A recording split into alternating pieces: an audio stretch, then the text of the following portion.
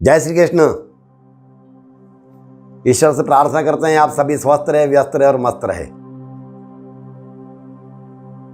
आजकल एक समस्या चल रही है, सभी परिवारों में वो समस्या चलती रहती है।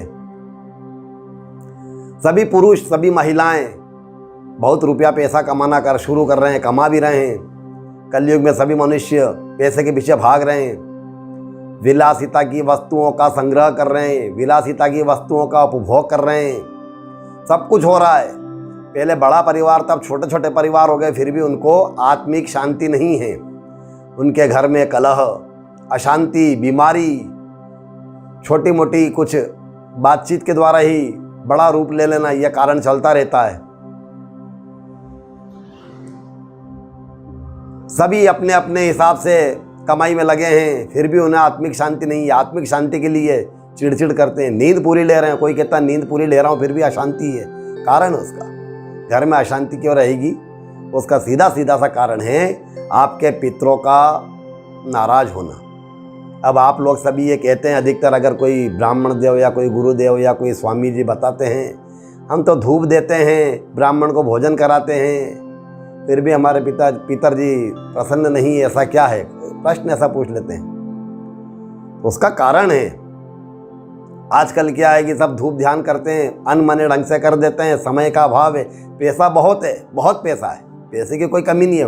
हर व्यक्ति, हर पुरुष, हर स्त्री कमा रही है, लेकिन समय का अभाव है। समय देना उनके पास टाइमिंग नहीं है। उस पर थोड़ा सा हमने ये नया कुछ जानकारी आपको दे रहे हैं, इसको आप शांत चित्त से सुनिए। अगर आपको अच्छा लगे तो आप हमें कमेंट्स अवश्य करना। आजकल सभी की मानसिकता ये हो जाती है कि भाई पितरों का हमसे होता नहीं है, तो हम गया जी जा करके उनको पिंड दान करके मोक्ष करवा दें। आप इस प्रश्न को बढ़िया शांति से सुनिएगा, बहुत ज्ञान की जानकारी है यह। क्षिप्रा में, नर्मदा में, हरिद्वार में, गया में, बद्रीनाथ में, केदारनाथ में, कहीं पे भी बता देता कोई भी व्यक्ति। नर्मदा जी कहीं बता दिया, वहाँ जाके कर दो, करें आप, मना नहीं है उसमें। पिंड दान करें। पिंड दान करने के बाद में क्या होता है कि वो जो पिंड दान होने के बाद लोगों की लोकोक्तियाँ हैं, कह देते हैं कि अब आपको श्राद्ध नहीं करना है, अब आपको जल तर्पण नहीं देना है, तर्पण नहीं करना, जल नहीं देना है। ये गलत है। सभी और दूसरे लोगों को भी ज्ञान देंगे, प्रेरित करेंगे। मैं तो गया जी छोड़ के आ गया, मैं तो हरिद्वार छोड़ के आ गया, बद्रीनाथ, केदारनाथ, नर्मदा जी, शिप्रा जी, कहीं जहाँ भी जाएंगे वहाँ का बता देंगे कि वहाँ जाके ऐसा हो जाता है, छोड़ दो। आप भी दूसरों को भी प्रेरणा देंगे। एक बात आपको ये बता दें, बहुत कड़वी है, आपको हजम नहीं होगी ये बात, शास्त्र सम्मत बात बताएंगे। इसके प्रमाण हैं कि पितरजी कभी भी छूटते नहीं हैं। मतलब आप उनको छोड़ने के गए छोड़ने के लिए, पितरजी को मोक्ष दिलाने के लिए नहीं गए थे, पितरजी से अपना पिंड छुड़ाने के लिए गए थे। और पितरजी से पिंड छुड़ाने के लिए दूसरों को भी प्रेरणा देते हैं। क्षमा करना यह सत्य है।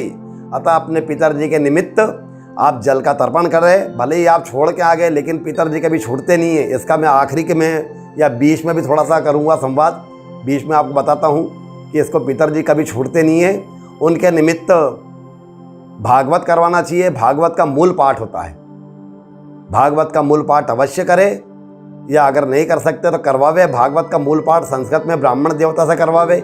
इसका भी आपको मैं कारण बता देता हूँ, क्या परेशानी रहती है और क्या परेशानियां दूर होती है, दोनों चीज़ें बता देता हूँ आपको। क्या होता है, पितरजी जो रहते हैं उनका मोक्ष नहीं होता है। बहुत से, अधिकतर देखिएगा, कोई भी अचानक तत्काल में चले जाते हैं, महाप्रयाण हो जाता है किसी पुरुष का या किसी स्त्री का।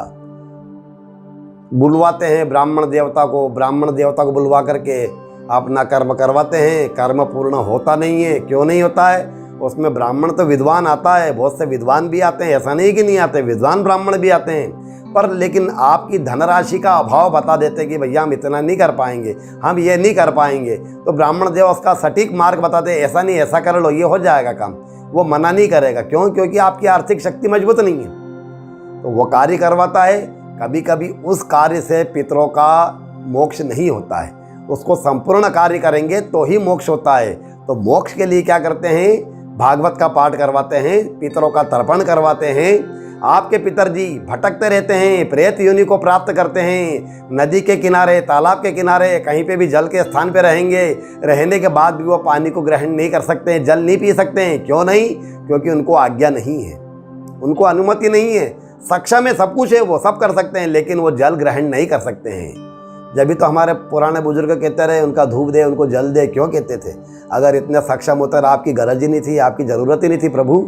वो कारण है उनको जल ग्रहण नहीं कर सकते। जल के पास रहेंगे, आसपास मंडराएंगे, पर जल ग्रहण नहीं करेंगे। उनका गला जलने लगेगा, अग्नि प्रज्वलित होती रहेगी गले में, उनको वाकई शीतलता प्राप्त हो, पर शीतलता आपके द्वारा ही प्राप्त होगी। तो उसका कारण भी आप समझ लीजिए।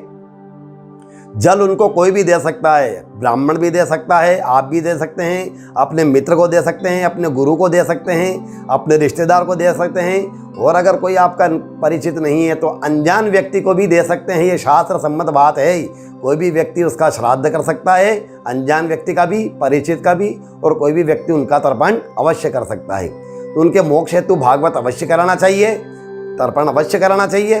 और यथाशक्ति जो भी आपको सामग्री देना है, पहले तो कहते रहे भाई कि स्वर्ण दान देना है, रजत दान देना है, सोना चांदी देना है। यथाशक्ति आपकी शक्ति नहीं है तो मत दो, लेकिन भागवत का मूल पाठ अवश्य कराएं। और अगर आपको सामग्री देना है तो पुरानी सामग्रियों का जैसे मैं यहाँ उल्लेख करूँगा तो उसमें नई सामग्री भी समावेश करूँगा। पुराने ज़माने में हमारे ऋषि मुनि, हमारे पितरजी, हमारे माता पिता, दादा दादी, ये सब स्वर्ण देते थे, सोना देते थे, चांदी देते थे। बाल्टी है, रस्सी है, पहले कुएँ चलते थे, बाल्टी है, रस्सी है, तो उसकी जगह आप दूसरा पात्र दे दें। पहले लालटेन देते थे, उसकी जगह आप नई आधुनिक टार्च दे दें। पहले दूसरी चीज़ें जो भी पुरानी चीज़ देते रहे कि भाई छतरी दी है, छत्र दिया है उन्होंने, जो भी वो तांबा पीतल दिया है, जूता देते हैं तो जूते की मानसिकता रहती है कि अपने पिताजी के पुराने जूते पड़े उनको दे दो जो गए, तो वो गलत, ये नहीं देना चाहिए। नया जूता ला करके उनको ब्राह्मण देव को देना चाहिए। सैंडल हो तो सैंडल देना चाहिए, जो भी आपकी शक्ति वो देना चाहिए। उनके नाम से, उनके गोत्र से भागवत का पाठ कराना चाहिए, तर्पण कराना चाहिए। दूसरा मैं आपसे एक निवेदन करूंगा, विशेष निवेदन है कि समय का अभाव रहता है सभी के पास। फिर पुनः मैंने पहले भी इसका आग्रह किया था कि सभी के पास समय का अभाव रहता है, कमाई करने में लगे रहते हैं, टाइमिंग कम रहती है, 24 घंटे भी कम पड़ते हैं व्यक्ति को। अगर आप लोग भागवत, आपकी मानसिकता रहती है कि हम सुने, हम देखें, हम करें, अगर आप भागवत नहीं कर सकते हैं या आपके पास समय का अभाव है, तो आप अपने विश्वसनीय ब्राह्मण देवता को कहे कि आपका गोत्र, आपका नाम लिख करके उनके निमित्त भागवत कर दे और उनके निमित्त तर्पण कर दे। तर्पण कोई भी कर सकता है, ब्राह्मण देवता भी कर सकता है। अगर मेरे को, जैसे मेरे यजमान, मैं इंदौर में मेरे यजमानों के द्वारा कार्य होता है, तो मेरे यजमान मुझे अपने पितरों का नाम लिख करके दे देते हैं। आजकल तो आधुनिकता हो गई, व्हाट्सएप चल गए, तो फेसबुक पे, व्हाट्सएप पे मेरे को मोबाइल पे भेज देते हैं कि हमारा ये गोत्र है, हमारा ये नाम है, और ऑनलाइन दक्षिणा भी भेज देते हैं।